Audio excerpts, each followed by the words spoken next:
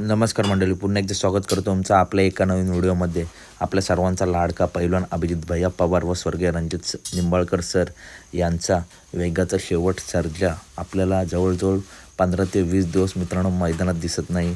त्याचं कारण असं आहे की पुरंदर केसरी मैदानाच्या आधीसुद्धा सर्जाला भिरूड झालं होतं, परंतु ते भिरूड काढलं होतं.